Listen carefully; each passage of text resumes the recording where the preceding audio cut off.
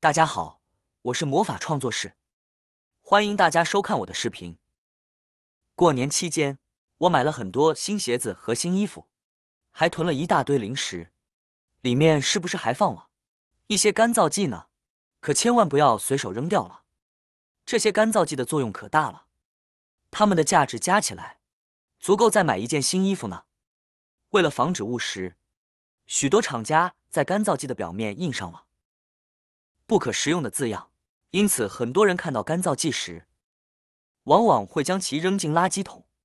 实际上，干燥剂的主要作用是保持物品的干燥，进而保持食品的口感和新鲜度，还能延长食品的保质期限，防止霉变等问题。干燥剂的用途远不止于此，它在我们的生活中还有许多其他的应用，很多人对此并不了解。直接将干燥剂扔掉，无疑是一种浪费。接下来，我们将简单介绍干燥剂的几种用途，帮助大家更好地利用它，轻松解决生活中的一些小麻烦。第一个妙用，每个人的家里几乎都有一个衣柜，然而经过一段时间的使用，打开衣柜时，常常会闻到一股霉变的味道。很多人此时会想到，只需去除这种霉味就可以了。因此，许多人选择在衣柜里放置樟脑丸，目的是为了消除异味，让打开衣柜的瞬间不再充满霉变的气息。实际上，这种方法只是治标不治本。衣柜产生异味的主要原因之一是曾经放入过受潮的衣物。由于衣柜是一个封闭的空间，潮湿环境下微生物会在其中繁殖，同时衣柜本身的木材也会吸湿，进而发生霉变。这不仅影响使用体验，严重时还会缩短衣柜的使用寿命。那么该如何解决这个问题呢？使用干燥剂是一个有效的办法。干燥剂具有强大的吸附能力，能够去除衣柜内多余的水分，从而保持干燥环境。在干燥的环境中，自然就不会有霉变的味道产生。相比之下，单靠樟脑丸来去除异味，并不能根本解决问题。经过处理后，你可能会发现打开衣柜时闻到的不再是霉变的味道，而是一股淡淡的洗衣液香气。对于家中衣柜有异味的人，不妨试试这种方法，效果会非常显著。第二个妙用，放在冰箱里面。冰箱是家家户户的必备电器，主要用于储存各种食材，如蔬菜、水果、剩菜剩饭，以及馒头等未吃完的食物。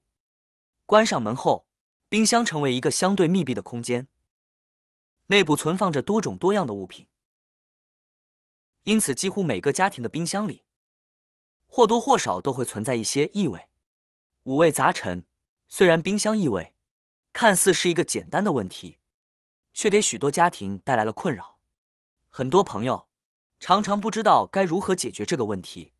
在这个时候，我们可以利用家中不再需要的干燥剂，放几包在冰箱里，能够有效解决异味问题。如果冰箱里的异味较重，可以适当增加干燥剂的数量。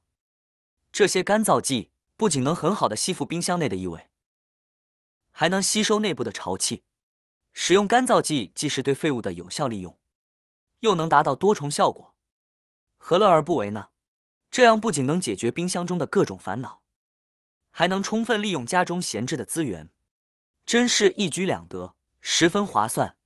第三个妙用，大米和面粉是我们家庭常备的食材。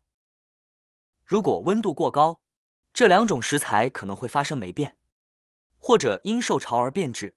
在这种情况下，可以在大米或面粉中放几包食品干燥剂，这样可以有效吸附潮气，保持食材的干燥，防止受潮和霉变。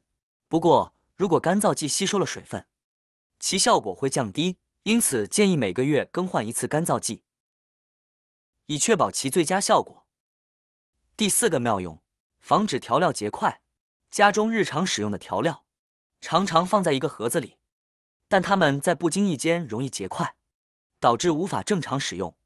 为了防止这种情况，可以直接在调料盒中放入干燥剂，以吸附盒内的湿气，从而保持调料的干燥，方便我们使用。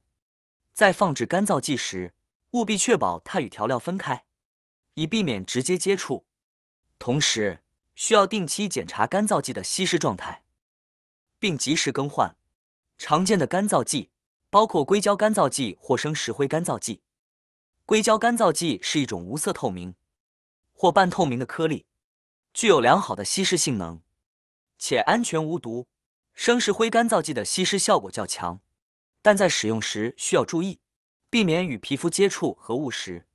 使用干燥剂可以有效吸收多余的水分，从而解决结块问题，尤其是对于盐和糖等容易结块的调料，务必使用干燥剂以保持其干燥。第5个妙用，保存大蒜。吃饭不吃蒜，香味少一半；吃肉不吃蒜，营养减一半。大蒜作为一种调味品，已经成为我们生活中的重要组成部分。尤其是在北方，很多朋友甚至能生吃大蒜，因此几乎每个家庭都会常备大蒜。然而，大蒜的保存却是一个难题。如果存放不当，容易出现发芽或发霉的情况。为了有效解决这个问题，我们可以使用干燥剂来延长大蒜的保鲜期。我们可以将买回来的大蒜放入一个密封的容器或塑料袋中，